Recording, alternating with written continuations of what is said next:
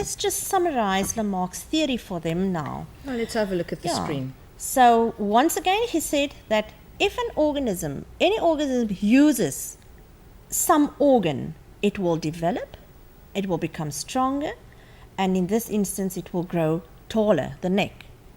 If it does not use it, then he loses it.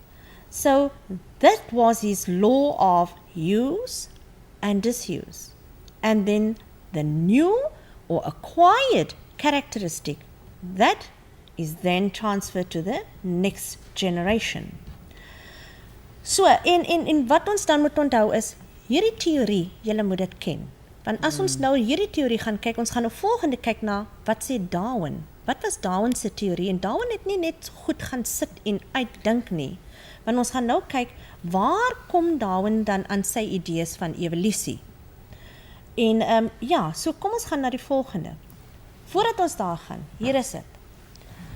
En Lorraine, jy hou van hierdie pikkewyne.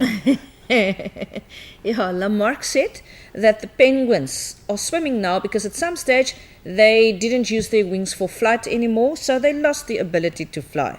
And now they can only flap what was left of their wings, so they have to swim, which is nonsense. We know that the swimming is actually an adaptation that came. How? We will talk about later. Today we know that ducks, that their webbed feet wasn't because they tried to swim. It wasn't as if they decided it would be a good idea to have webs between the toes because then they would swim better and would be able to get the frogs from the dam. Some time, by chance, through mutation, ducks developed webbed feet. And that is why it was an adaptation that enabled them to swim better. So Lamarck said the need came first.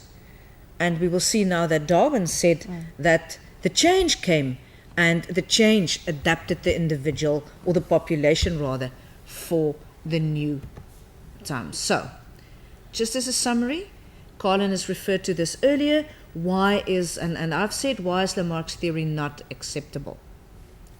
Yeah, we don't accept it.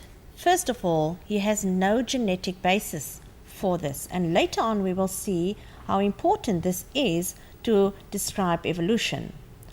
Then, second of all, he said inheritance of acquired characteristics, that is being transferred, and that has been proven to be impossible.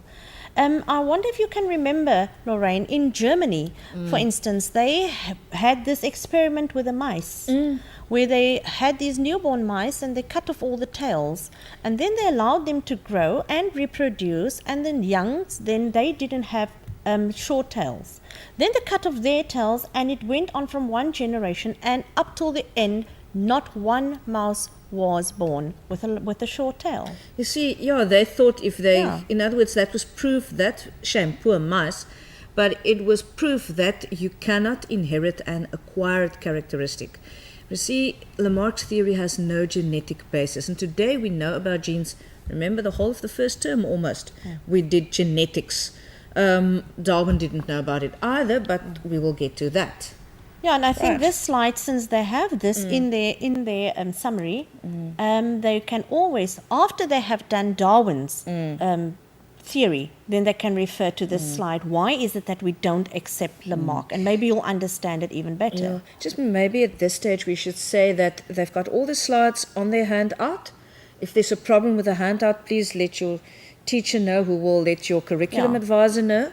But if the slides do not look exactly the same as yours, there's nothing different to make it, because you're watching it on a big screen and it's sometimes maybe difficult to see a lot of writing. Some of the slides you have on one slide, and we've just split them into two to make for easier reading on a big board. But the information is still exactly the same. You must just follow. Yeah.